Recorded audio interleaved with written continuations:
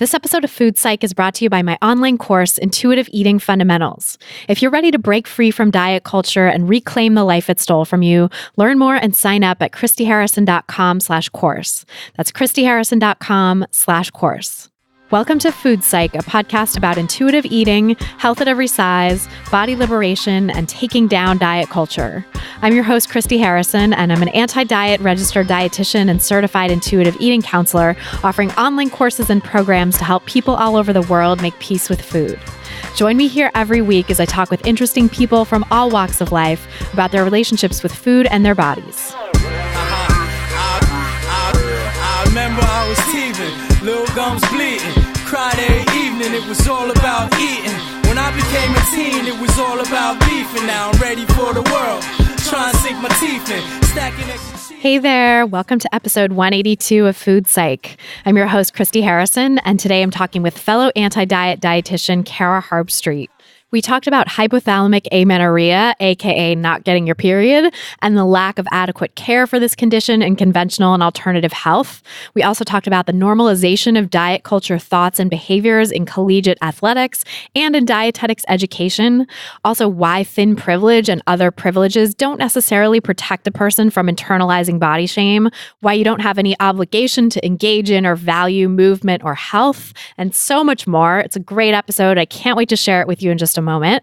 But first, I'll answer this week's listener question, which is from a listener named Jessica, who writes, "Hi, Christy. I love your podcast, and it has been a key tool in my recovery from binge eating disorder and the truly awful diet binge cycle that trapped me in self-loathing for years. I'm proud to say that since seeking outpatient treatment 2 years ago, my quality of life, happiness, relationships, and overall physical and emotional health have drastically improved. But lately, I'm really being tested in my recovery. I'm in a serious relationship, and my partner and I are starting to think about having children. As part of this process, I went to see my gynecologist, and she recommended I try to lose weight as a quote-unquote natural way to regulate my hormones and increase my chances of conceiving.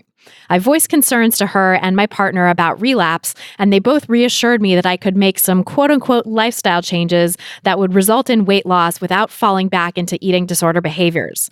At first, I felt misunderstood, unsupported, and annoyed.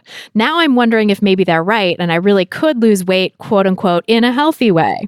But that last sentence sounds a lot like something my eating disorder would say to me, and it is exactly the opposite of what my therapist always recommended. She told me that I don't need to lose weight and that I should not try to. What should I do? If losing weight will support me in having a child, maybe it would be worth it and I could really pull it off." So thanks, Jessica, for that question. And before I answer, just my standard disclaimer that these answers and this podcast in general are for informational and educational purposes only and aren't a substitute for individual medical or mental health advice. So yeah, Jessica, you're so right to be concerned that this is something your eating disorder would say. That's great intuition on your part. It really sounds like you're picking up on the diet culture messages in what your gynecologist told you and what your partner is saying as well. And it's really true that your gynecologist is coming from a place of diet culture. And so questioning this advice and feeling misunderstood and annoyed is so understandable and so right on, like it's spot on of you actually to have those feelings, because that means that you're really solid in your recovery and you're doing the work and you're making an effort to notice these manifestations of diet culture wherever they come up. And so I'll push back on those thoughts that you were having of like, maybe I can quote unquote lose weight in a healthy way. No, that's not possible for anyone with your history or any sort of history of disordered eating. And it's really not possible to intentionally lose weight in a healthy way for anyone, period. And what I mean by that is intentional weight loss, trying to shrink your body, is inevitably going to interfere in your relationship with food and take you away from the peaceful and intuitive relationship with food that is your birthright, that is, the thing that we're all born with, is this intuitive eating skill. Intentional weight loss takes you away from that. So no matter how quote unquote healthily you're trying to pursue weight loss, there really is no such thing as a healthy way of doing it, because it all interferes with your relationship with food, takes you away from your intuitive eating skills, and actually makes your relationship with food more disordered, period. Because diets create disorder. Intentional weight loss creates disorder in your relationship with food. And especially for anyone who's had a struggle with disordered eating or an eating disorder, intentional weight loss is incredibly risky. Dieting or lifestyle change or plans or protocols or programs to shrink your body, right? Whatever you want to call them, and lifestyle change is the word that your doctor and your partner used, right? No matter what you call it, that puts you at increased risk of relapse into your eating disorder, increased risk of using disordered behaviors again and falling down that rabbit hole of disordered eating that really got so bad. And it sounds like for you, you know that you want to be out of that diet binge cycle that trapped you in self-loathing for years, as you say. And there's really, unfortunately, no way to diet without it trapping you in that cycle again.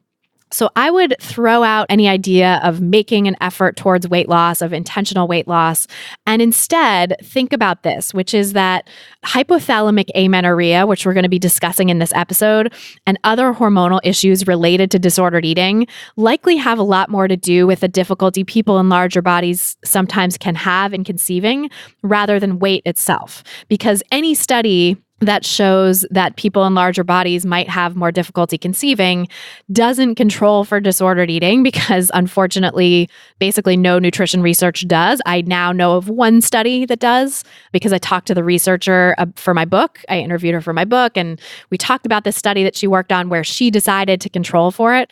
And the only reason that that was even possible in that study is that she was working with a psychologist. She was a nutrition researcher, partnered with a psychologist, and they came up with that idea to control for disordered eating in this study. But that's basically unheard of in nutrition research or in medical research in general. Nobody controls for disordered eating unless they're specifically doing a study on disordered eating. So when you're talking about studies on like weight and conception, rates of conception or pregnancy in larger bodied people, for example, there's no way that those studies would have controlled for disordered behaviors among the people who are having difficulty conceiving. There's also no way those studies would have controlled for internalized weight stigma among those people. And that is another thing that can interfere in people's health. And it's, again, really unheard of for any studies to control for weight stigma. So hypothalamic amenorrhea, or HA, is unequivocally caused by restrictive eating, as well as overexercise and high-intensity exercise and chronic stress, and often also being at a lower weight than your body wants to be. So I'll put a link to a really good resource about hypothalamic amenorrhea in the show notes for this episode. I know that that's not necessarily, Jessica, what you have. You didn't mention that you have that, but just for anyone out there who's struggling to conceive, who might not be getting a period, that's what hypothalamic amenorrhea means, is not getting your period.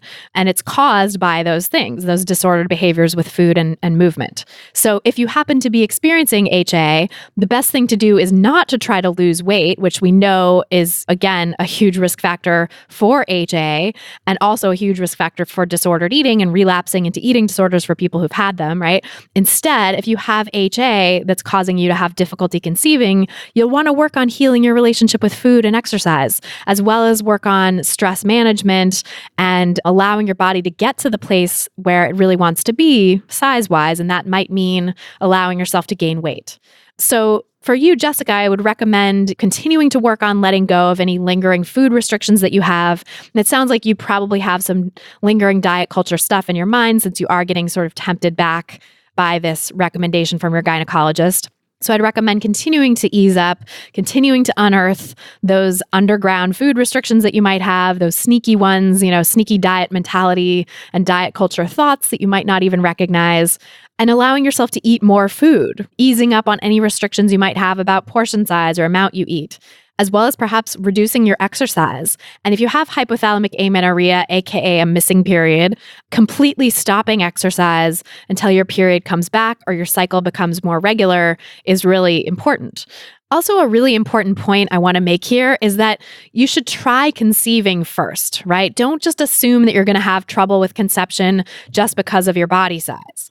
Recently, I read something, I can't remember where it was, but it made the excellent point that our culture has painted women and other people who can get pregnant as being completely responsible for the outcome of their conception and pregnancy, so much so that there's now this huge pressure to quote unquote prepare your body for pregnancy and do all this wellness crap before even beginning to try to get pregnant, before you even make an effort to conceive. People are now being pressured to jump through all these wellness hoops. And that's just total bullshit, right? That's just more of the wellness diet doing its thing as the latest and sneakiest manifestation of diet culture thus far. So truly, you do not have to jump through the wellness diet's hoops in order to conceive or in order to earn the right to even try to conceive, right? I think in this day and age, some people feel like they don't deserve to get pregnant if they haven't done all the things the wellness diet tells them to do. And that's absolutely not true. You deserve to get pregnant if you want to get pregnant, and you don't have to do those things in order to earn the right to try. I've had a number of clients who were jumping through those diet culture hoops before they came to work with me, and they were struggling to get pregnant. And then after we'd spent several months of working on easing up on their restrictions and making peace with food, they got pregnant. Well, go figure, you know? And those weren't even people who had missing periods or HA. Those were just dieters who were having unexplained trouble conceiving, likely because they were undernourished, because they were not eating enough. They were not allowing themselves enough variety. They were trying to do these wellnessy things that they thought were going to make their body healthier for pregnancy. And of course you would think that. Of course that's what's being sold to us in this day and age. And so of course you're going to believe that. But it was having the unintended consequence of actually keeping their body too suppressed in its ability to create hormones that they were then unable to get pregnant. So basically having the exact opposite effect of what it was supposed to do. So truly, to put yourself in a place where you're ready to conceive and be in the best possible place to conceive, just keep pushing forward in your recovery and don't try to lose weight. Instead, try to ease up even more on the diet culture restrictions that you've been putting on yourself. And if you have difficulty getting pregnant after trying for about 6 months, which is the average amount of time that it takes, then you can cross that bridge when you come to it. And at that point, if you are having trouble, you can look into working with a fertility specialist who's hip to health at every size and disordered eating issues and can help you without pushing weight loss, because again, that's hugely risky to your recovery. And that also may have even more negative consequences on your fertility. So the bottom line is your intuition is spot on that it is actually eating disordered and diet culture-y to say that you should try to lose weight in order to get pregnant. That's not true. And that's not going to be helpful for you in your recovery or in your pregnancy. And you absolutely don't have to lose weight in order to get pregnant. And in many cases, it's actually giving up the effort to lose weight or follow the wellness diet that will ultimately help you conceive. So I hope that helps answer your question. And if you want to submit your own question for a chance to have it answered on an upcoming episode, you can go to christyharrison.com/questions. That's christyharrison.com/questions.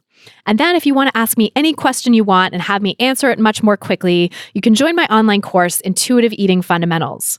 The course has a wealth of audio and written content teaching you the principles of intuitive eating, plus an exclusive monthly Q&A podcast where you get to ask your own questions and listen to hundreds of answers I've given to other participants already so that you can work through all kinds of different sticking points in intuitive eating and really put it into practice in your own life. And I actually answered a question in there about hypothalamic amenorrhea a couple weeks ago, or I think on last month's episode. So you'll get access to that, plus literally hundreds of other questions that I've answered in the course. And when you join, you'll also get access to our private online community exclusively for course participants so that you can have some real-time guidance from me and my team, as well as hundreds of other great people who are on this intuitive eating journey with you. A participant named Megan recently finished the course, and she said, "This course has been an amazing journey for me. I appreciate all the time and effort you put into it." Another participant named Emily said, "You are just an effing legend. Since starting this course, I'm now making steps to starting a business, and that could never have happened without the freeing up of headspace that your content has created." If you're ready to become an intuitive eater and break free from diet culture once and for all, you can learn more and sign up for the course at christyharrison.com/course. That's christyharrison.com/course. This episode of Food Psych is brought to you by Blinkist. In this day and age, it can be hard to find the time to sit down and actually read a book, hence my not remembering where I had read that thing that I was quoting to you. But thankfully, there's Blinkist. Blinkist is the only app that condenses thousands of nonfiction books into the best key takeaways and need-to-know information, so you can read or listen to them in just 15 minutes. 8 million people are using Blinkist right now, and it has a massive and growing library, from self-help to business and health to history books. I really love Blinkist because in less than 15 minutes, I feel like I can get more informed on the topics I care about, but don't have time to keep up with. They have tons of books I've been meaning to read and am so excited to learn from, including Becoming by Michelle Obama, Emotional Intelligence by Daniel Goleman, and Good and Mad by Rebecca Traister. Right now, for a limited time, Blinkist has a special offer just for our audience. Go to Blinkist.com/foodpsych to start your 7-day free trial. That's Blinkist, spelled Blinkist, Blinkist.com/foodpsych, FOODPSYCH, like our name, to start your 7-day free trial. That's Blinkist.com/foodpsych. And now, without any further ado, let's go talk to Cara Harbstreet. So tell me about your relationship with food growing up. So growing up, I have to say, I was extremely fortunate, and my family was never in a situation where we were food insecure or kind of searching around for where that next meal was coming from. And it's certainly something that now looking back, that was a big piece that I took for granted. But I grew up in the Midwest. I mean, kind of a traditional family setting. It was my parents, my sister, and I. And the one thing that I always think back on growing up is how much of an effort my parents put into family meals. I mean, we were constantly busy. We were both, my sister and I, really active in sports and things outside of school. My parents served on the school board and had all these other things going on. But I just remember that growing up, family meals were kind of a non-negotiable. It was like, okay, this is the time that the four of us get together, sit around the table, have that time to spend together. And looking back, I mean, that's kind of slipped away just because of how hectic and busy our lifestyles are now. But I'm really thankful to have had that opportunity. And I would say that, our relationship with food was always very neutral. It was not ever put on a pedestal. It wasn't, like the mainstay of any conversation around the table. It was just kind of that time and that experience of being with family. And so I feel very fortunate that at least in the beginning, my relationship with food wasn't troubled in any way. It was really set up to be this association with family time and just enjoying a great meal. I would say that my father actually did the vast majority of the cooking. My mom was certainly capable, but being as busy as we were, whenever it came down to things that were either made from scratch or maybe a little bit more involved, my dad actually took the reins in that area. And then I remember, a lot of things that were sort of those convenience or highly processed foods that just get villainized all the time these days. But growing up, I mean, that was a staple of what we ate. So things like hamburger helper and rice-a-roni and all of the stuff that came out of the crock pot or things like that were just quick and easy and filled us up. Like I mentioned, I was an athlete. And so always being so active, I was just constantly hungry. And I would go through growth spurts where it was like, I had a hollow leg was kind of the joke that my dad always told. And I'm sure other people have probably heard similar things, but I just had this like ravenous appetite. And so sometimes I would come home after school or after practice and rice-a-roni was like my go-to thing. And I could just go to town on that. And it was so savory and so comforting and so filling. And then I just remember kind of always associating that with being one of the first meals that I was capable of cooking on my own. And then from there, it sort of dovetailed into, my dad teaching me a few more things in the kitchen and taking more of an interest of my own. And so afterwards, getting into kind of the college setting, that was really the first opportunity that I had to explore food outside of that family setting. But up until that point in time, it was always a really neutral, very calm type of setting around food and really nothing that would have contributed to, the future issues that I experienced with it. Yeah, that's so nice that you had that base, that background. And it sounds like you were able to come together over food and also listen to your body and preserve that intuitive relationship with food that you were born with. No one was interfering in your relationship with your body. Right. Well, and I also feel fortunate because in our family, I don't have any distinct memories of, my mother dieting or this diet talk that was happening in family conversations. I think the closest we maybe ever got to that was, my aunt and uncle would come to visit for Thanksgiving and they choose to eat vegetarian. And so that was kind of like the topic of conversation around their visit was like, oh my God, what are they going to eat? Like we grew up in a very rural area and in this small town setting, small town grocery store, the joke, at the time was kind of like, what are they going to eat? And of course we know now, like there's no shortage of options.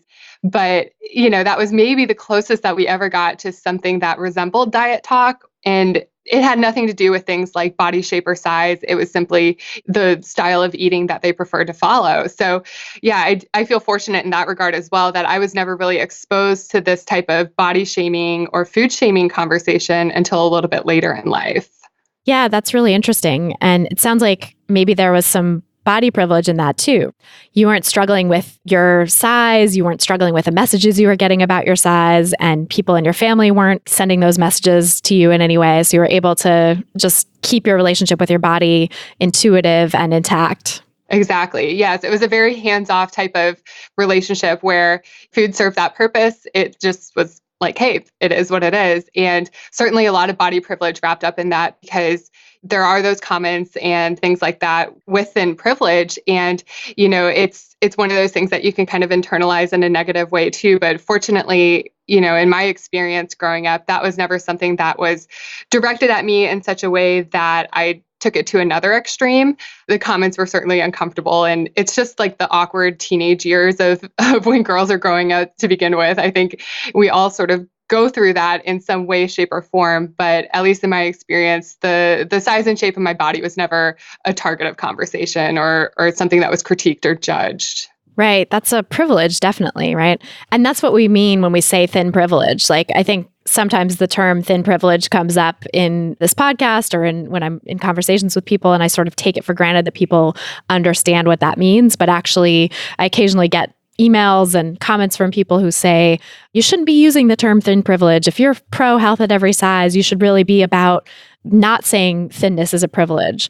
And of course, that's not what that means, right? It's actually, thin privilege is just naming a system of oppression or a system of privilege that exists in society already that is not something that we're holding up or advocating. But thin privilege at its most basic is really sort of what you just described, of having the privilege of not having anyone interfere in your relationship with your body and your relationship with food, not having anyone critique your size or tell you that you need to shrink your body, and being able to just live your life and have your intuitive connection with food preserved as you go through life. Right. And I've had this conversation off air and with other people in my network, and it's kind of the same story. It doesn't negate the fact that you've had your own struggles or your own kind of body dysmorphia that you've had to work through. It simply means that, from the outside looking in, you're able to move through the world in a way where you're not facing that stigma or bias on a day-to-day basis. It's not thrown in your face, and it's not at the forefront of your perception the way that it is for other people. And so, yeah, I'm definitely very open about owning the fact that my thin privilege has opened opportunities for me that I maybe otherwise would not have had. And it's all kind of put me on the path to where I've come today. But being very transparent about that, I think, can be empowering for other people to sort of turn inward and recognize their own privileges, because it is very nuanced and complex, and it's very possible to have privilege in one area and not in another. So it's always a very interesting conversation when it gets around to that. Absolutely. And I think that's such a good point too. Saying that you have thin privilege doesn't mean that you're completely free of body shame. And in fact, people can have enormous amounts of thin privilege and also have body shame, eating disorders, disordered eating, really negative views of their bodies, and it's not mutually exclusive. And I, as someone who grew up with thin privilege as well, which again just means that nobody was telling me to shrink my body, I wasn't getting those messages from parents or doctors or peers, and I was able to fit into airplane seats and theater seats and shop in mainstream stores, and all of that constitutes thin privilege. Even with that, I still developed an eating disorder. I still thought my body was too large. I still thought I needed to shrink my body. And that's because of the messages that we get in diet culture telling us our bodies aren't good enough every which way. And even people in smaller bodies internalize those messages. Even people in smaller bodies internalize weight stigma because we're told that we should fear getting larger, that we shouldn't become fat. So everybody's got this internalized fat phobia in our society. It just manifests in different ways for different people at different points along the size spectrum.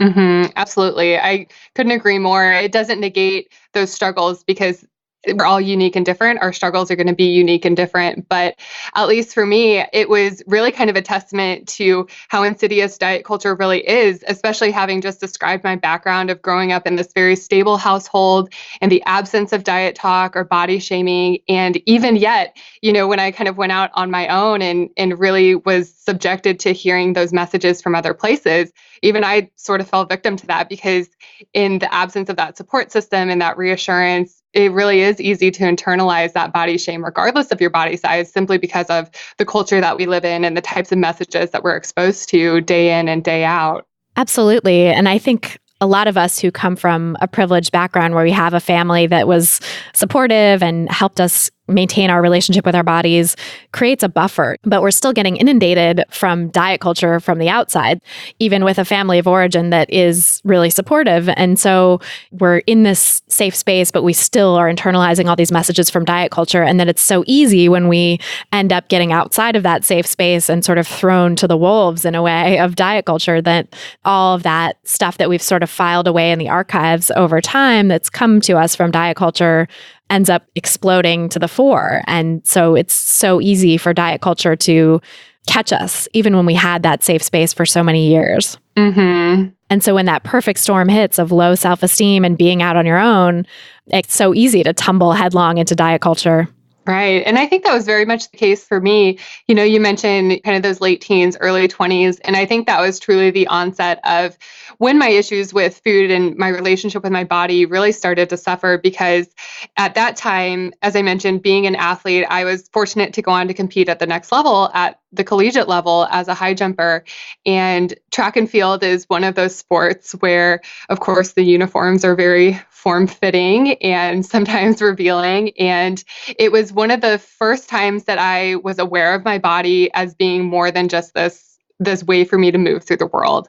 I kind of think back at times like that, and it may have been internalized. And of course, my memory at this point is a little bit foggy, but of course, you take this high school athlete, this standout who, was doing great things, had achieved so much in her high school career. And I got dropped into this setting where instead of being a big fish in a small pond, I was like this teeny tiny fish in like the big wide ocean.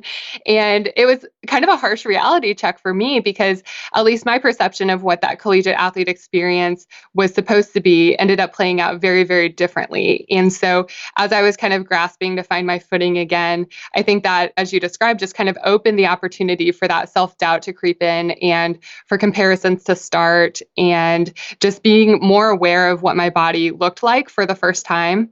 As I think back, that was one of the first times that I distinctly remember like those body checking behaviors coming into practice, because every reflection that I saw of myself, whether it was a mirror or a window or the car door walking up to the track house, I'm constantly looking at my reflection and trying to think, okay, does this look the same as it did yesterday? Or like, how is my body changing? I can sense it, but can I also see it? And it was so uncomfortable. And it was such a distraction that, looking back, I mean, my performance as an athlete suffered in numerous ways, but that was certainly a big piece of it, was just the level of discomfort that I felt being in my body and sort of being in the spotlight and having so much attention cast on it, and in such a weird way that I wasn't accustomed to as a high school athlete. When you were competing at the collegiate level, how did that body shame and relationship with your body first start to play out for you? So it was interesting, because I don't know that there was ever this like watershed moment that I recognized as being like, oh, there it is, like, the catalyst for everything that came afterwards. I think it was such a gradual onset that I truly didn't actually see it for what it was until I had the perspective of being removed from it for a couple of years. And I kind of remember, little things that came across, like a comment from a coach or comments that were being made about other athletes and their bodies. And I now recognize that as being like one of those ways that I was just internalizing it for myself. But it would be things like, well, as a high jumper, it's advantageous to be lighter or leaner, and to be a more powerful athlete, this is what the training demands. And so I think that was something that I had never really experienced as a high school athlete coming from such a rural area. We really didn't have a very robust strength and conditioning program. My coaches, at least, were never very knowledgeable. And for the most part, I was training almost exclusively under male coaches. And so the dynamic between a female athlete and a male coach was always contentious in a few ways, because it was like this sort of line in the sand that was a little bit blurry as far as what they felt was appropriate to say and what we felt it was appropriate to ask for or set boundaries against. And looking back, I mean, that was certainly not something that I exercised as well as I could have, as far as just voicing discomfort about things that were being said about not only my body, but young female athletes in general. And looking back, this certainly was not exclusive to the track and field program. And I don't think it's exclusive to just my university either. But, also hearing comments from other athletes when you're involved in the sport and it takes up so much of your free time, it's only natural that you start to sort of run in the same circles as other athletes from other teams or other sports. And I was also hearing similar things about athletes on those teams. So things would be said like, so-and-so just isn't the same athlete that we recruited because of this weight gain that she had experienced. Oh. Or yeah, it was, things like that, at risk of losing your scholarship over this, it's very performance-based. And so to gain that competitive edge, we were really willing to try anything. And at least in my case, what that started to manifest as was really compulsive over-exercising, just above and beyond what was required for my sport, above and beyond what was really beneficial for my performance. And as I mentioned before, there were a lot of things that kind of played to the detriment of my performance over the years, but that was another one that really just was not helpful in any way, shape, or form. Yeah, that is really problematic because, I mean, when you're over-exercising and you're also expected to compete in a certain sport, that's got to be taking so much energy away from the rest of your life, right? Like taking away any other free time that you might have or time that you want to devote to other pursuits, but also even taking away from the sport itself, because now you're directing all this energy toward exercising in other ways too, and not just the movement that you're meant to be doing. Exactly. And again, I was fortunate in a lot of ways. I never experienced an injury that would have ended my career. But at the time when minor things would pop up, I did end up taking a redshirt year because of a back injury. And one of my immediate thoughts at the time, being so deep into this body dysmorphia and this fear of weight gain, feeling all of this pressure that was really more self-induced than anything, one of my immediate first thoughts was, oh my God, if I can't go to practice, what am I going to do? Because the very first thing that I was thinking of was the recognition that my body would likely change as a result of being less active. And it was a really uncomfortable time in so many ways. But to your point as well, it was also distracting in these other pursuits. And so I was always a high achiever as far as academics, being involved in things like having a job outside of my class and track schedule and things like that. And so kind of across the board, it just started to almost like fray at the ends a little bit. And then there were times when anxiety would bubble up and get to the point where it was almost unmanageable. And at least for me at the time, it never really developed into anything further than that. But it certainly was a huge distraction and just kind of a time suck. I mean, all of this energy and brain space going into these things that really in the long run were not the most important things at the time. Yeah, absolutely. I mean, it's like diet culture, the life thief, as I'm always saying, right? It steals away your time and your energy for other pursuits and things that you want to be doing in life, and just keeps you fixated on food and body stuff, or in your case, exercise stuff too, compulsive exercise. Right, right.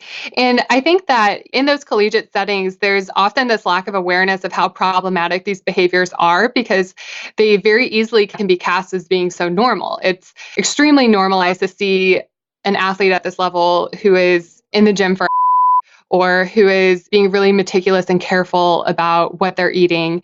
Sometimes it's chalked up as being a desirable attribute. It's like, oh, they care so much about their performance. Look at them being so diligent. This is great. When in reality, that's often just the disguise that this disordered eating behavior takes on. And because of the setting that it's in and that athletic background, people cast it as being very normal. So things like that weren't really picked up by coaches or teammates or the athletic trainers that we had access to. And I think that's probably one of the biggest things that, looking back, it should have been a huge red flag. And no one really picked up on it at the time. And even myself, until years later, didn't really look back and say like, oh, well, that probably wasn't the best thing that I could have been doing.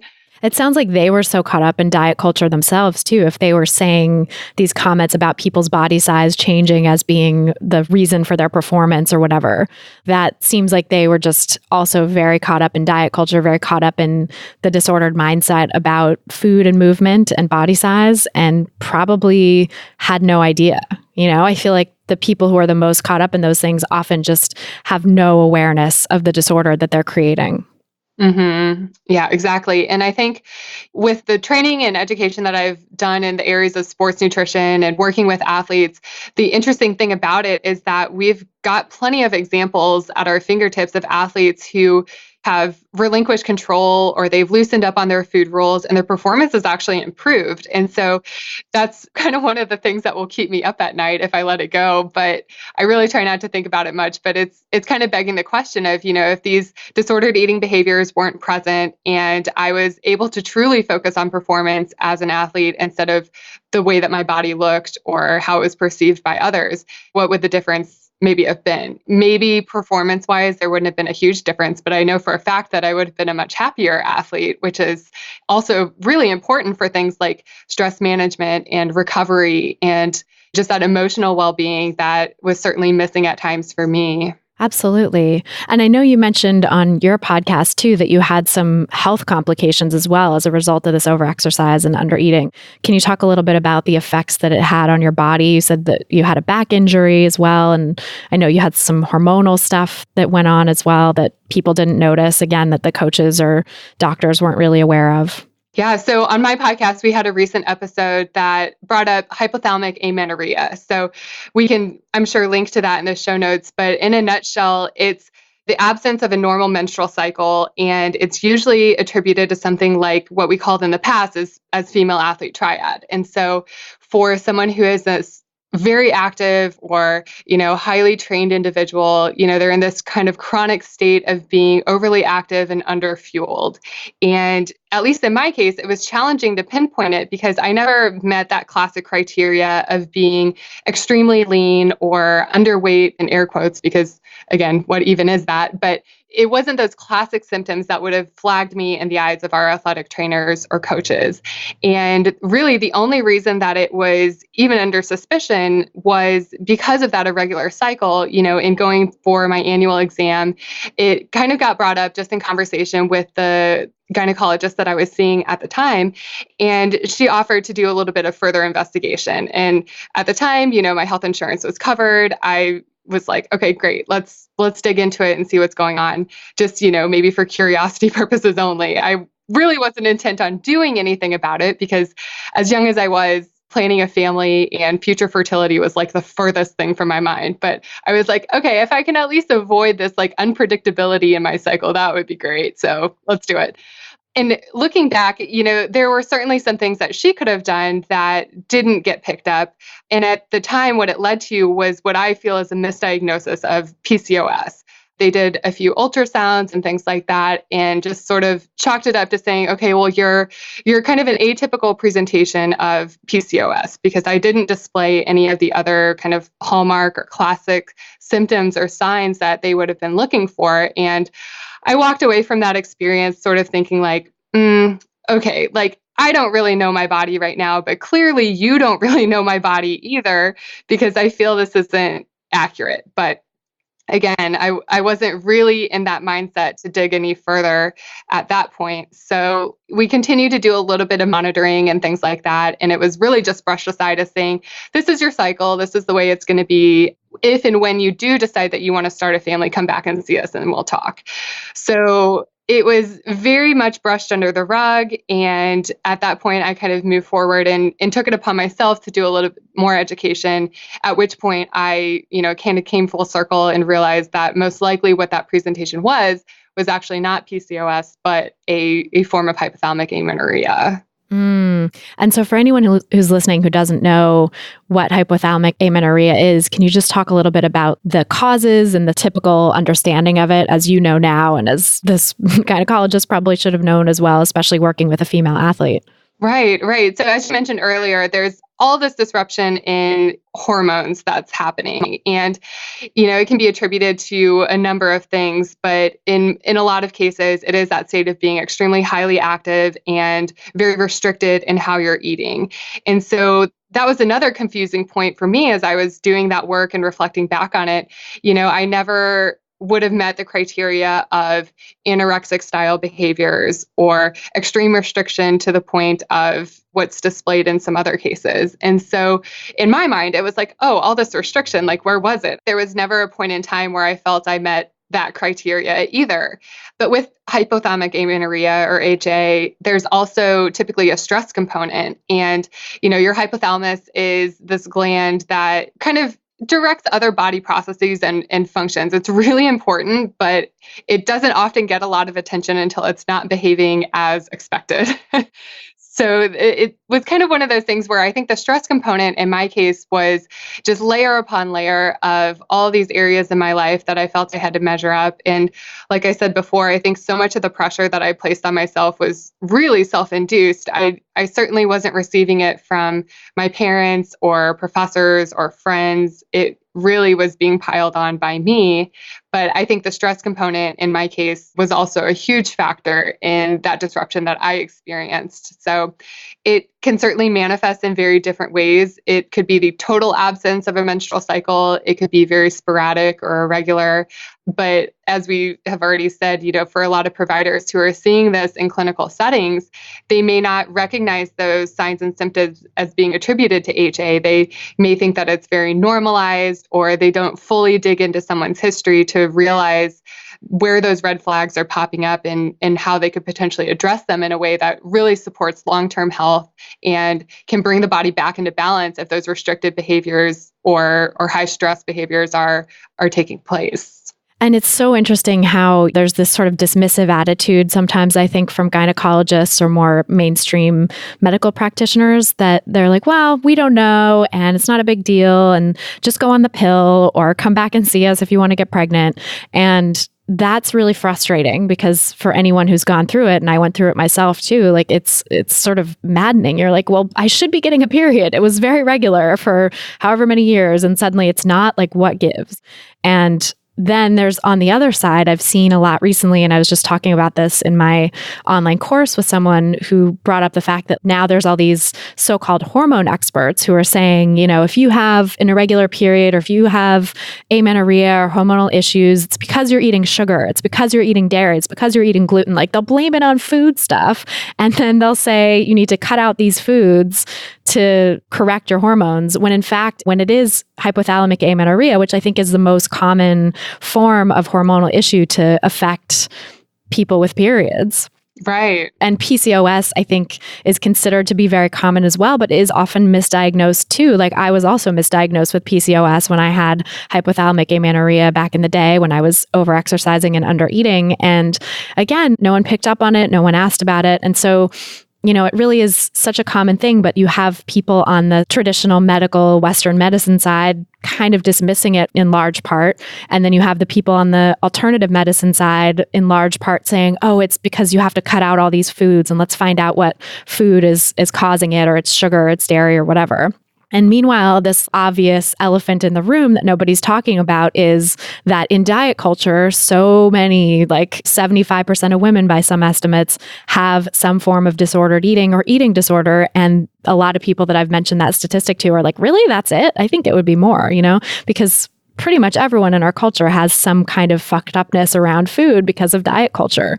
So we're not looking at this problem that is sort of the most obvious, like Occam's razor. If someone comes in and says, I'm not getting a period or I'm having irregular periods, the most parsimonious, most obvious thing to look at first really should be, let's talk about your relationship with food. Let's talk about your relationship with movement. Let's talk about your stress levels, because all of those things are so incredibly common in diet culture. And when we send people on these goose chases of like, maybe it's sugar, maybe it's dairy, or I don't know, just come back in 10 years when you want to get pregnant, we're really doing a disservice to people's health. Oh, absolutely. And I'm not sure how your experience was in that misdiagnosis, this is another prime example of thin privilege, because at that time, being as active as I was, it was a well-known fact that I was a college athlete. Their advice to me was not to go out and lose weight. However, for so many people who do receive a diagnosis of PCOS or anything else to do with hormonal imbalances or whatnot, that is often the next piece of advice, is not only go into these restrictive behaviors and start eliminating entire food groups from your diet, but in addition to that, the first thing that you should try to do is lose weight. And so thankfully, that wasn't the message that I was receiving. However, there was a little bit of an element of fear tactics involved, because with hormonal imbalances, of course, we start to look at the endocrine system as a whole. And with type 2 diabetes being somewhat associated with PCOS or metabolic syndrome, down the rabbit hole in that direction, their advice to me was basically, going forward, you'll have to be really careful around carbs. And yeah, I kind of took that and was just like, okay, like you really don't know my body, because I feel like I'm one of those people where, carbs really are my life. If I think of my favorite foods, it is like all of them are in that category. So me too. To me, I almost tucked it aside with the fact that, like, okay, I'll deal with that when it happens. Not going to go there. I'll give up a lot of things, but I'm not giving up that. So I think, that's another kind of nuanced layer of that is, the fear tactics that are involved with diagnoses of that sort. And that can really play into that internalization of diet culture and that fear and mistrust around food, and in turn, mistrusting your body. It's like, my body, what do you mean? It's not able to handle, kind of quote unquote, handle or manage the way that I've been eating previously. So now what? And of course, the answer that diet culture tells us is what we should be doing is going back to restriction, which, as we know, is definitely not the solution that we're looking for. Oh, absolutely. That's such a great point too, that this is another form of thin privilege, where not being told to lose weight to manage hormonal conditions is thin privilege, because that's the next step that so many people unfortunately have to endure, is like, not only are they being told that they should cut out all these foods, but also they should be losing weight. And of course, we know that there's really no way to do that in the long term that is sustainable or health promoting. And the very small percentage of people that are able to lose weight and keep it off for more than 5 years are generally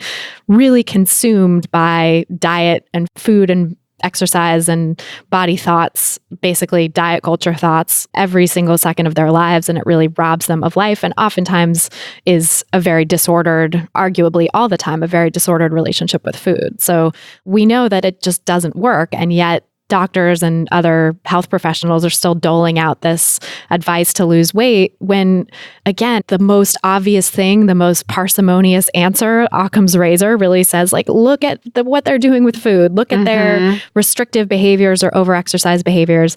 And I think it's also important to point out that even if someone is not thinking of themselves as quote unquote objectively overexercising or objectively eating too little, because diet culture so normalizes restriction and so normalizes instrumental exercise, diet culture has a high bar for what people are supposed to consider too much, because basically diet culture is always telling you to do too much, and it's just that's considered what's normal. And so I think, for me, when I was in this space, and I know for a lot of clients that I've had who've struggled with this, it was very hard to get my head around, like, well, I can't be exercising too much. I'm only exercising the amount that I should be, quote unquote. Per diet culture, I should be. But I had really internalized that belief that, no, I really should be doing it this much, and this is not excessive. Or I really should be eating this little, and this is not excessively little. Like, I'm not quote unquote anorexic, in my mind at the time, that's what I thought. Well, to have anorexia is to like not eat at all, or to eat so much less than what I'm eating. And I'm eating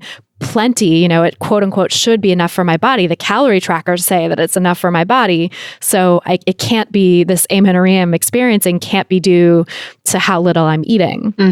When in fact, of course it was, because that was still incredibly restrictive. And looking back now from a healed place, I can see it absolutely was way too little food for my body and way too much exercise for my body. But at the time, I was so in denial about it, I just couldn't see that. Right. I also think it's so interesting that you bring up calorie trackers, and this was all taking place simultaneously. I hadn't originally started out as a dietetics major.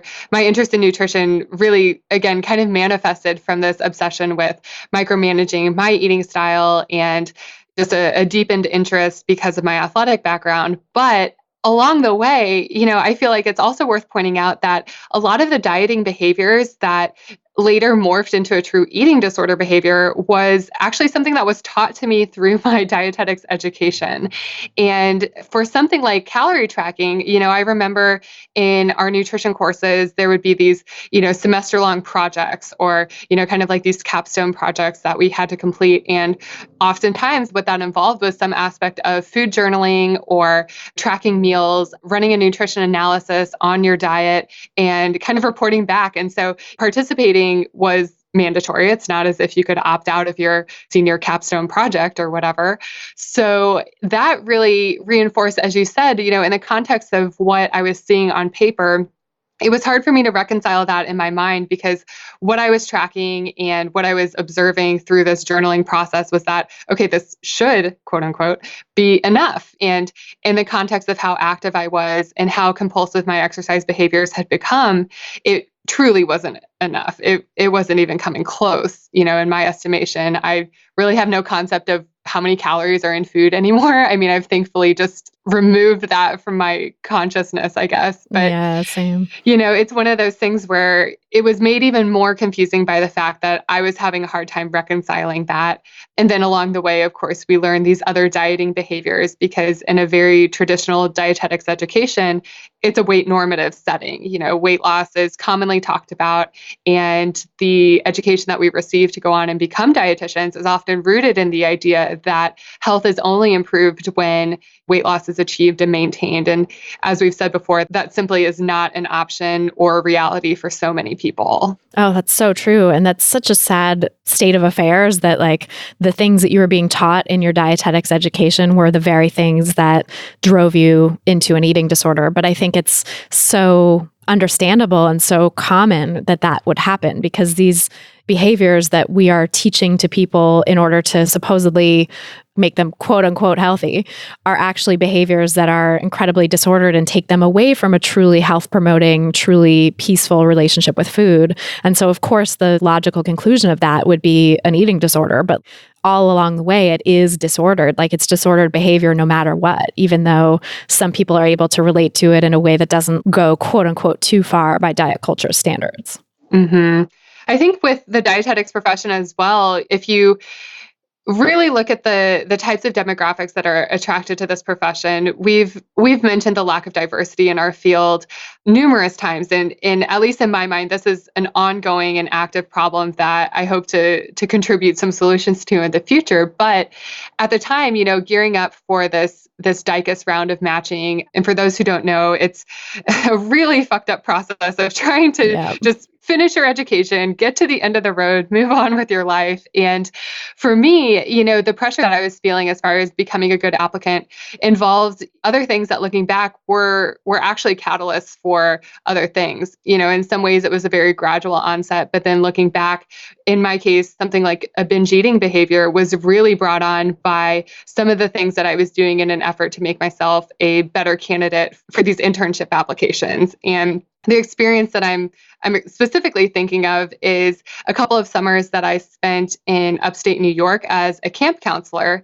And at this point, I would just slap like a trigger warning or content warning on what I'm about to say because it was a weight loss camp for children. And it was one of those things where at the time, coming from such a weight normative education, in my very disordered mind at the time, that was one of the things that I thought would turn me into a stronger candidate, to have this experience of working with children and teens at the summer camp, teaching them nutrition, teaching them cooking skills, asking them to step on the scale. This is another one of those things that will really keep me up at night is thinking about the undue damage that I potentially caused. And again, with something like binge eating, it was one of those things that I never displayed that behavior until I worked at a weight loss camp. And I think that's just another example at how diet culture can really just persuade you to keep going down that rabbit hole, regardless of your background, because it was one of those things that came on very suddenly and was actually very uncomfortable and scary at the time because it was like, whoa, like what just happened? This is brand new. I'm not sure what this is, but I don't like it. And you were probably in an environment that completely demonized that. So you were surrounded by these messages of like, eat less, and then you're finding yourself feeling out of control with food. So I can see how scary that would be. Yeah. And it's that classic pattern of, you know, the pendulum swinging from one extreme to the other. And again, until years later, I didn't have the perspective to see it for what it was. But whenever that topic of conversation comes up nowadays, I'm really transparent about the fact that, you know, in the long run was not a positive experience for me. And I would not recommend it in any way, shape, or form for someone who is at all concerned or worried about the shape or size of their child's body. It's like, this needs to be the last option. It shouldn't even be an option. That should just be cleared off the table. And you can explore just about anything else before you go down that route. Yeah, it's so detrimental to poor kids' health and well-being and self-conception as well. It's really sad that people feel the need to send their kids to camps like that. And yet I get it, because diet culture tells parents that that's what needs to happen. And, you know, our medical system is so steeped in diet culture that dietitians and pediatricians and all these health professionals are telling parents, you know, your kid needs to lose weight in order to be healthy. And of course, parents want their kids to be healthy. Of course, parents want their kids to have a good life and to live a long time and not have to struggle. So I think they think they're doing the right thing, but it's just so sad how unfortunately wrong that is, and how twisted we've all gotten about this concept of health, that people think that that's actually going to do good when it's in fact setting kids up, unfortunately, for a lifetime of things like binge eating and other disordered relationships with food in their bodies. Mm-hmm. Yeah, that was a tough experience, because there were certainly fun aspects. I mean, there were opportunities wrapped into that opened doors for me. And so it's hard to look back and just cast this blanket over the whole thing and say that it was negative across the board. But at least in that aspect, it certainly was not helpful in any way. And I think it's another one of those areas where scare tactics can really come into play, because of course you're doing this in the name of prevention, right? Like, if you can just get a handle on it now, if you can prevent future health problems, growing bodies should not be subjected to any type of messaging about weight loss. These are our young kids, teens who haven't gone through puberty yet, that whole thing. And it's just like, wow, we are really doing untold damage with this as far as their entire future when it comes to food and their body and the messages that they've been hearing from such a young age.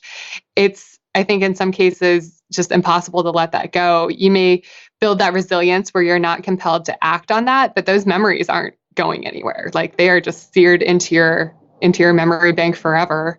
And it's traumatic. I think really being so disconnected from your body and having loved ones and caregivers actively work to disconnect you from your body at such a young age is a form of trauma. And that's something that people really need a lot of support and practice and time to work through. And yeah, you know, those memories might never fade, but at least you can learn to navigate them and not have to respond to the voice in your head telling you to lose weight or telling you to eat less or telling you all the terrible stuff it's telling you. Right. And I think that's where, you know, off air, we were talking about that personification of diet culture and how it came through for me. And that's exactly what it was. You know, those thoughts in my mind that were so hypercritical and judgmental. I mean, I was certainly hearing them from external places as well, but at least for me, the persona that it took on was very much one of that like catty high school mean girl. And now looking back, to have been able to put a name on that has been so helpful, to just being able to recognize it for what it is. It's like, there it is. You know, that's diet culture speaking up. This isn't actually something that's going to serve me. I can remember a past experience, or I can think back on something I was once compelled to do, but I now have, thankfully, enough trust and wherewithal as far as where I want to be and how it may not serve me to be able to resist that much better than I had been in the past. Yeah, that's huge. I think being able to recognize it and give it a persona is so helpful at starting to distance yourself from it and starting to disconnect it from just like, this is me, you know, because I think when we're in it, when we're really stuck in those disordered thoughts, it can feel like, well, this is just me. I'm the one doing this to myself, or I'm the one making these decisions. But in fact, it's this part of you that's internalized from the outside, that's internalized from diet culture, that's not really you per se. It's a part of something else that you've taken in and that is now barking out orders at you in your head, like that mean girl that's, not actually who you are, not the truth of who you are. Mm-hmm. And I think the environments that we find ourselves in, or the types of people that we allow into our lives, can either manifest that further or can help build that buffer to help you distance yourself from it even more. And I know, at least in my case, one of the best things that led to healing as far as my relationship with food and my body was actually moving away from a very weight normative type of dietetics practice. And so when I was first discovering intuitive eating and beginning my journey of learning about health at every size and all the intersections that it can take in these other areas, that was about the time that I last worked in a corporate setting that was very focused on weight loss and wellness programming. So at that point, I felt like I had enough free space. The air kind of cleared and the dust sort of settled from all of the things that were entailed in that position that I no longer had, that I was doing a different type of work. It really wasn't focused in wellness programming, but it did involve a lot of individual counseling. And that was one of the first opportunities that I had to really turn inward and say, okay, what is it that I really want for myself? Is this something that I want to pursue again? Or am I ready for something different? And thankfully, that's when I was making introductions with so many great dietitians and therapists and other people that are already working in the intuitive eating and HAES-informed spaces, that it kind of just filled that void that was made when I started to push diet culture away and start to reject it for the first time. And so at the time, it wasn't really something that I was consciously doing. But again, with perspective, looking back, it was sort of this perfect storm of elements that made room for that. And I was thankfully in a mindset where I could allow that into my life and say that, yes, this is really the direction that I do want to go. Yeah. How did you start to push diet culture away and recognize that that wasn't for you anymore? Like, how did you get from that place of being the collegiate athlete who was struggling so much and nobody could figure out what was going on with you to actually starting down the path to healing? Yeah, it was interesting because one of the other manifestations of my disordered eating behaviors was going towards a plant-based diet. And for me, I kind of was toying with that idea for a while. I would toss it out there, see how I felt, kind of say, no, I actually really like eating meat, and put it aside. But then post-college and kind of that first year after graduating, I was in this huge transition because, as I mentioned, with our internship application process, I actually didn't match my first round of internships. And this was just devastating to me as a very type A perfectionistic type person. I had poised myself as this perfect candidate and been told by so many people that I was a prime candidate, and then to not match, that was the first time that I experienced a full-blown panic attack. And in that transition year between finally being matched into a program where I went on to complete my internship and my master's, I was sort of in flux and just really trying to gain my footing in a different city, a new set of friends, kind of carving out this different identity for myself. And that was a really good opportunity to say, hey, I now identify as a vegetarian. And when that finally came full circle, to make a long story short, I eventually arrived at the place where I was craving things like barbecue that my dad would make on the grill, or we would be at a family function and I would have to eat the spaghetti sauce without meatballs. And I got really frustrated with having to miss out on those experiences, while also recognizing that the meals that I was eating at the time were less than satisfying. I talk a lot about the difference between physical fullness and true satisfaction. And I think that's where the light bulb started to click on, was recognizing that I actually don't enjoy this as much as I'm telling myself I do. It's just me trying to live up to this identity that I've carved for myself. But this isn't the real me. This isn't authentic. And this isn't what I want. I want to be able to go to town on this rack of ribs that my dad pulled off the grill. So at that point, I was prepared to really say, okay, why am I doing this? And what's the reason for it? Am I ready to let that go? And that's, I think, the first real memory of consciously saying, I'm going to loosen up on these food rules and see how it feels to try something different. That's amazing. And how did it go from there? Did you have resistance to it at first when you were doing it? Was it scary? Like, how did you feel? It was exciting, actually. I mean, looking back, I think it was very much that exploration phase that they describe with intuitive eating, because I was allowing all of these foods back into my eating pattern that I had previously denied myself for so long. And it was scary in the sense that I was questioning at times, okay, like, how far is this going to go? Like, where is it going to stop? How long is this going to last? Does it need to stop? Even kind of questioning, like, would it be the worst thing if, I was the dietitian who never, quote unquote, ate healthy food again? And so I've written a little bit about it on my blog to kind of describe that journey to being a vegetarian and then swinging back from that. But there's one particular example that always comes to mind, and I called it my drive-through cheeseburger phase, because that's exactly what it was. Coming from a plant-based style of eating and with my dietetics education, fast food is something that is so commonly villainized. In my mind, a fast food cheeseburger was like the absolute worst thing that I could have ever eaten. So of course, that was something I didn't let myself have for the longest time. And as I was moving through that reintroduction phase and exploring these foods that I hadn't been eating very often, that was sort of like the epitome of what that exploration phase looked like for me. I was hitting every drive-through joint in town trying to find my favorite cheeseburger, because at least at that point, I had read through the book, I had started to embody some of the principles, and I knew that, okay, if I'm craving a cheeseburger, what's really going to get the job done is the cheeseburger that I want the most. My favorite one that is cooked just right, that I can reliably go get whenever I'm having the craving for. And so that exploration phase sort of had this purpose behind it in a way. It was like, okay, I'm not going to waste my time on these really crappy cheeseburgers.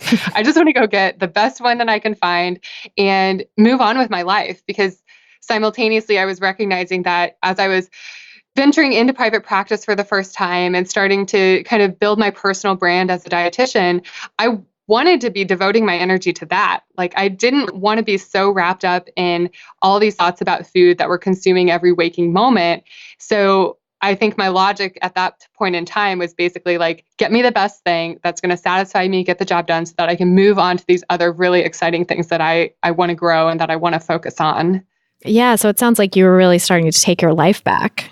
The life thief you kicked out of your life and had all this other stuff that you wanted to do. And I think that's such a beautiful aspect of intuitive eating, when people can start looking at food as just, yeah, it's pleasurable and I want to have things that satisfy me. And in the early stages, I want to move through the phase of like eating all the things that were previously off limits to show myself that I can. But also, like, there's a million other things I've got going on that I want to tackle and do in my life. And I'm not going to let the stuff about food and exercise and body size hold me back. Right, right. And I tell people all the time, now being moderately successful in a lot of areas of my business, that's a common question. What helped you along the way, or what do you chalk this up to? And it's, of course, an infinite number of things, but one of them is really being able to say, this is more important than hanging on to these food rules. This restriction and this obsession around food is not actually getting me anywhere. It's not moving the needle on my business, my personal life, my professional growth, my learning.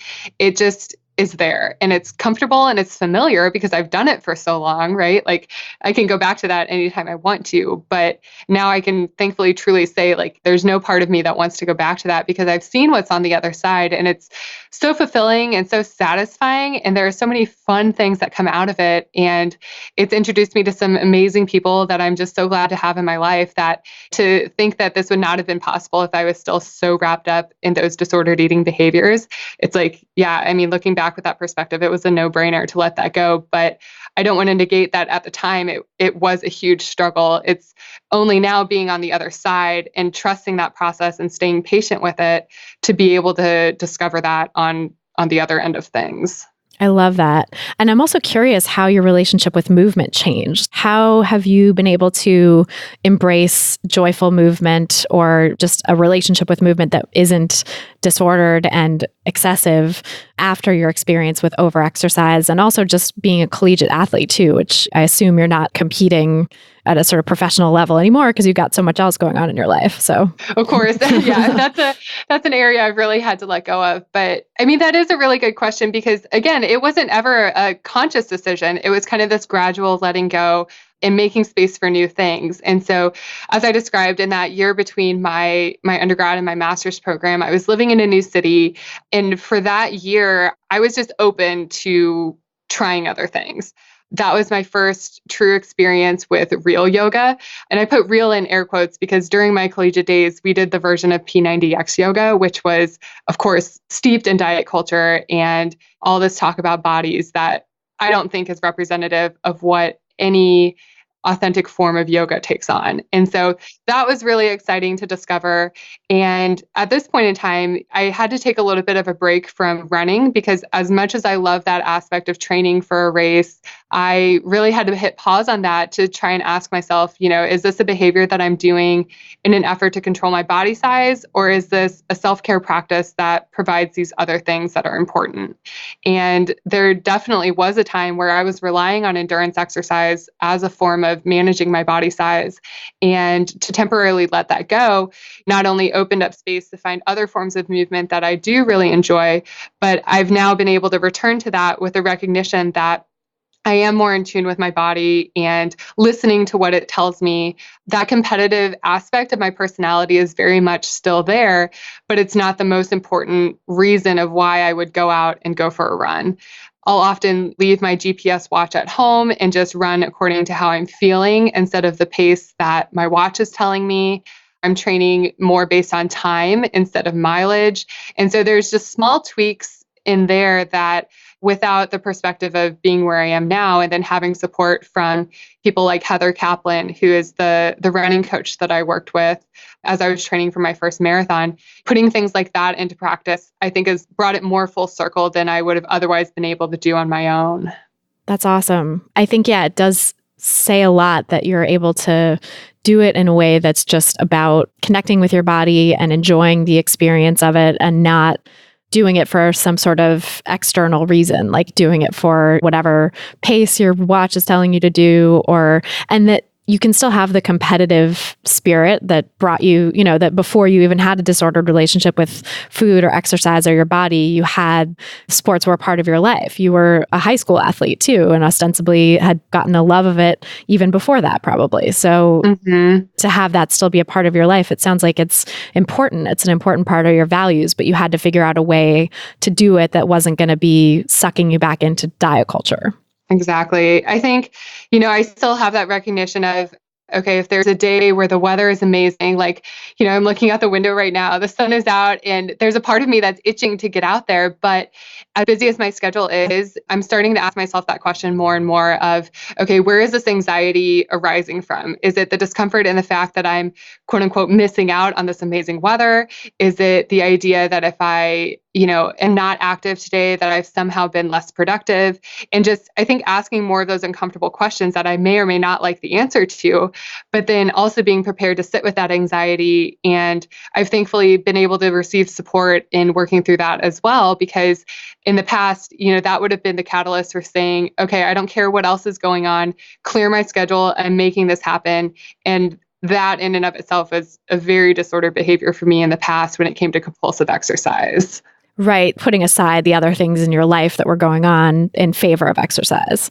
Right. So at this point, I think it's a somewhat unique journey that would have brought me to this place. And I certainly don't want to make it sound like this is where everyone can or should arrive, because I think your relationship with movement has to be something that you discover on your own. And if this example, is resonating with anyone, then, I'm optimistic that you can arrive in this place too, because it does feel so good. But at the same time, it's perfectly okay if you don't get there. If you realize that movement is something that doesn't serve you, or maybe the type of movement that you have been told you, quote unquote, should do isn't serving you, then I think it's also important to point out that that's perfectly okay. And maybe that will change, maybe it won't, but it's not something that we have to force or really focus effort into. We can just trust our bodies, trust the process, and let it be what it is. Yeah, and you're allowed to not do movement. I think that's a huge point that people need to hear and understand, is that it's not about that you have to find some form of movement. In some points of your life, you might just need to not do movement at all. And that's absolutely okay. And you 100% have permission to do that. And maybe at some point down the line, you'll find yourself itching to do something from a genuine place and not from a diet culture place. Because of course, sometimes that itch is coming from a place of like, oh my God, I got to change my body, or I got to keep it from getting larger or whatever. But it could be eventually coming from a place of like, yeah, I just want to feel that feeling that I enjoy when I do this activity. And sometimes people can't go back to the activity that ended up getting so caught up in diet culture. Like for me, I ran in childhood and adolescence and actually was on my track team in high school as well. And I did sprinting and did a little bit of like through the discus and stuff too, but I was mostly into sprinting. And afterwards in college, when I developed my disordered relationship with food and exercise, running became a very compulsive thing for me. It became like a form of over-exercise in a way that I punished myself, in a way that I tried to shrink my body. And it just was so caught up in that. And then gym culture as well. I would go to the gym a lot as well. And just that environment doesn't work for me anymore. And running really doesn't work for me anymore either. I tried it. I tried to sort of get back into it from a very different place after I had healed my relationship with exercise and realized that the sort of joy that was once there for me in childhood, that was basically like challenging someone to a race. Like that was what I always loved, was just like racing somebody. And that's why I ended up sprinting in high school. And that is actually still there. Like occasionally if there's like a big field that I'm walking across with my husband, I'll be like, I'll race you to the end or whatever. But otherwise, I have no desire to run. And actually, even in high school, when I was on the track team, I had no desire to like train. I had no desire to do the training runs that the coach made us do. I was like, oh, this is so boring. This is so terrible. I hate running long distances. All I want to do is race somebody. And so, I just was able to throw that out and say like, running isn't really a part of my life anymore. It's not a part of my movement practice anymore, other than those moments of just like, oh, I want to like race across this field because it seems fun. Mm-hmm. Yeah. And I think that's such a good point to make too. Movement and exercise and health. I mean, none of those things are things that you owe to anybody. I mean, it's one of those things that if that's a personal value of yours and you're able to discover a way that you can sustain that and bring that into your life, it's like, great, I'm all for it. But I think where we get caught up so much of the time with diet culture is this expectation of what we should be doing, and that our worth and value is so tied up in how we exemplify those behaviors. When in reality, I mean, it does not personally affect my life in any way for someone else to disengage from that if it's not a value that they hold. Or maybe it is a value that they hold, but they just don't have the capacity to bring that into their life right now. I think that's another aspect of privilege in this wellness diet that we see all the time, is just because you recognize that as a value means that you should be prioritizing it over other things. And that, I think, is a really unfortunate message that gets twisted pretty often. That's such a great point, that it's not of anybody else's business. It's not your doctor's business. It's not your mom's business. It's not your best friend's business. It's certainly not strangers on Instagram's business, whether or not you are moving your body in any way, and what way in which you choose to move your body is nobody's business either. And if it's a part of your journey right now, or part of your path toward reconnecting with intuitive eating and intuitive movement, that you need to stop moving for a while. And I would say that for anyone who has struggled with compulsive exercise or an eating disorder of any kind, really taking a pause from movement, I think, is the best thing, especially, if movement has been a source of punishment in any way, or even if you've been like reflexively avoiding movement because it feels like punishment. I think taking that off the table, making it not something that you're pushing yourself to do, is really an important part of the healing process. And eventually, maybe you'll get back to it in some way, but maybe you won't, or maybe who knows how that's going to show up in your life. And it really does not matter. There's no moral obligation to move your body. Yes. And that's such a strong point that I try to make clear to the clients that I work with in my professional practice, is that for so many of them, their only form of movement that they've ever experienced has been really intertwined with an active attempt to lose weight or an active attempt to change their body. And it's really challenging for a lot of us to disengage from that idea that, we're only moving our body because we hope that it will change in some way. It's like, if we can just let that go and ask that question of, okay, would I still be doing this if there was 0% chance that my body would change as a result of it? there's your answer. Like if you really enjoy it and you would do it regardless until the end of your days, that is your answer. And that's kind of the litmus test that I've been applying a lot of the times is if I go to a class at a fitness studio or I try a new form of movement and I ask myself that question, I'm like, did I enjoy this enough to, continue doing it? And of course, the motivation is not with the idea that my body would change as a result. But it's just a good litmus test that I've found to ask that question of, okay, why am I really out here doing this right now? What's the point? Yeah. And if you notice that you're doing it for body change reasons, can you stop? Like that was a huge thing for me in my healing from overexercise was promising myself, okay, if movement is coming from, if my motivation to do something is coming from reason 1 or reason 2 being body change, like if that was one of my top reasons for doing this activity, I'm not going to do it. I'm just going to say, you know what? I'm going to disengage. I'm going to not go to this class. I'm going to shut down this video that I'm trying to do. I'm going to stop this run, like whatever it is, I decided like I was just going to step off if I felt that it was actually coming from a place of wanting to change or shrink my body. And that was huge. Like and actually, knowing a little more now about the neuroscience of it, it's understandable that it was sort of creating new neural pathways that disconnected the idea of movement from the idea of body shrinkage or diet culture outcomes, and was able to help build new neural pathways of movement equals fun, movement equals feeling better in my body, maybe movement equals helping address chronic pain, all these self-care reasons to move your body rather than movement for diet culture purposes. So I really recommend that to people. And I've had a number of clients say that that was a huge key in their healing from disordered relationships with exercise too, was to apply that principle to themselves and say like, I'm not going to let myself do this if the main motivation is coming from a place of wanting to change my body. And I always say main motivation because it's like, of course, in diet culture, it might be many reasons down the list. There's this tiny voice being like, and maybe I'll lose weight, and that's, of course, it's going to still be there pretty much across the board in diet culture. But if you can at least start with the really obvious forms where it's like clear to you that you're doing it just for that, just for the sake of that, then you can sort of get to those subtler levels in time. And that was the aspect that I was so resistant to. As I was rejecting diet culture in the food arena, that part came a little bit more easily. But because my identity had always been so wrapped up in being an athlete and being this highly active person, that's where I felt the biggest resistance. I would kind of bump up against it. And I was so uncomfortable to sit with that anxiety of not moving my body that I would say, okay, I feel it. I don't like it. I'm going to go back to what I know.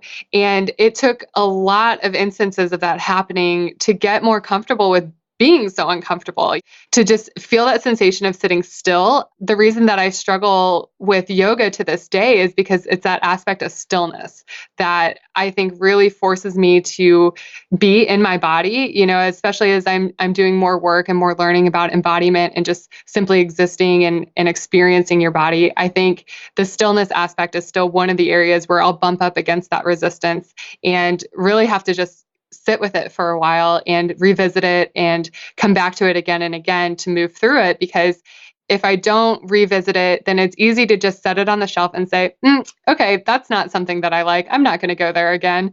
And I think just being courageous enough to keep trying it. And so with things like putting the pause on running or traveling and not bringing any clothes to go to the gym or be active, those are small ways that I've started to test it and will continue to do so because, as you said, it never truly disappears because of the culture that we live in.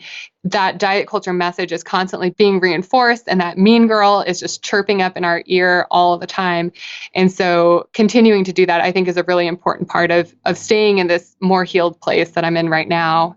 Yeah. And we do have to constantly talk back to it, right? Because it's like we live in this culture that is constantly mean girling at us from all angles, or to use the life thief metaphor, like trying to steal our lives in all kinds of ways. It's like this conniving, terrible person, whoever it is. Diet culture is the worst. Oh, yeah. And it's ubiquitous. So we have to be vigilant all the time. Right. Well, and because, mean girls are so catty and nasty and bitchy, it's like, okay, well, if I want to be a bitch right back, I totally can. Like, I'm going to dish it out just like they've been giving it to me. And I think, going back to what you said about giving it a persona, being a helpful aspect of that healing process, just being able to see it for what it is and asking that question of, if I really am aspiring to be a better person, not only to myself, but to others, it's like, is this something that I would say to a friend? Or is this something that I would like gossip about behind someone's back? And like, am I being a mean girl right now? And unfortunately, like, yes, I will totally own the fact that I've been that girl in the past and will likely be her again. But having that recognition of saying, this is what it is. It's just diet culture coming into my life. I don't want it here. I don't have to engage with it. I don't have to participate. Yeah, and just drawing that boundary, setting a boundary on this aspect that feels like a part of yourself, but is actually, again, that sort of other persona that you don't have to engage with, or you don't want to, you can say, I don't want you in my life anymore. I want to draw a line here. And it's hard to kick it out. It takes a lot of time and a lot of practice and a lot of talking back to it. But I think that idea of just giving it a name, giving it a voice, and something that's sort of separate from you is very helpful. Mm-hmm. Oh my gosh, I could talk to you forever. This is such good stuff. And I've loved our conversation. Can you tell people where they can find you and learn more about your work? Of course, I'd be happy to. So I'm in this interesting place where I'm actually operating two businesses right now. Street Smart Nutrition is, like I was referring to earlier, very much my personal brand. I maintain a food blog and I'm really active on social media. So you can find me at Street Smart RD on Instagram, also Twitter and Facebook, although they aren't my favorite platforms at this point. And then my new business venture is called Libre Connections. And this is where I've shifted all of my virtual coaching and counseling for intuitive eating and nutrition. And we're in this interesting phase where, as a startup, it's very early in what we're doing, but there's some really exciting things coming down the pipeline. And I'm so eager to get this service out into the world. And we've sort of put things in play with a podcast of my own. We call it You Can Eat With Us, which is, of course, a play on words and sort of a reference to Mean Girls, if you've seen the movie. You can also find us on Instagram, Facebook, and Twitter as Libre Connections.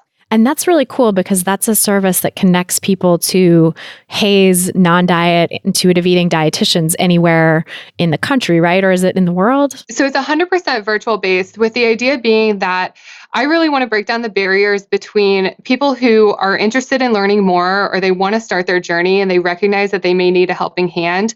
And then, of course, on the reverse side, we've got the helping hands there to give it. So in my experience as a private practice dietitian, there was always this level of frustration and really fear. It kind of came down to a scarcity mindset of never being able to carry the client load or generate the revenue that would really, support my lifestyle or keep me in business. And so the twofold mission is to not only make HAES-informed intuitive eating coaches available to the wider public, but to also allow an opportunity for dietitians who prefer to practice in that style, being able to deliver those services in a way that they can feel very professionally fulfilled and continue to grow those skills and develop their counseling techniques to better serve the people who are on the receiving end.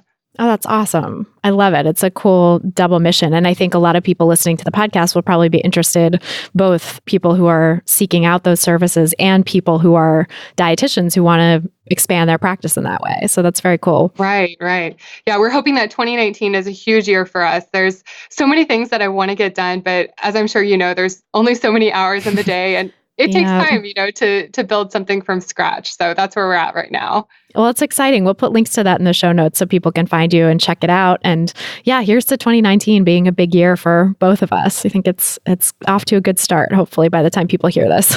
Yes. Thank you so much for inviting me onto the podcast. I'm eagerly awaiting your book to come out, and so thankful for all of the work that you've done in this area. I've been a huge fan of the podcast for such a long time, and I've really enjoyed our conversation. So thank you again. Thank you so much, Cara. It's really a pleasure talking with you, and I appreciate that.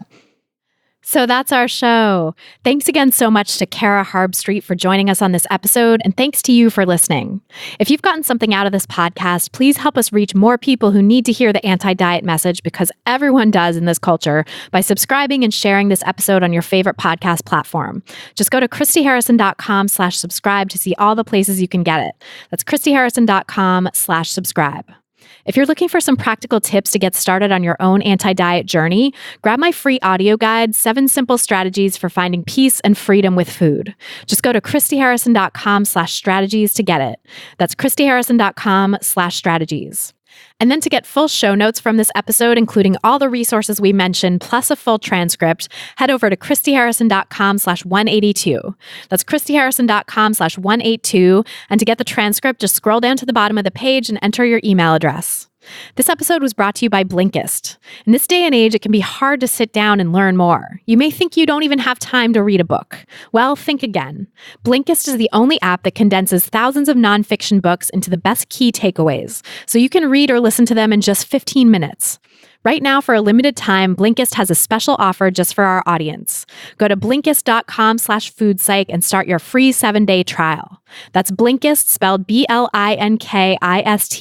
Blinkist.com/foodpsych to start your free 7-day trial. That's Blinkist.com/foodpsych, FOODPSYCH.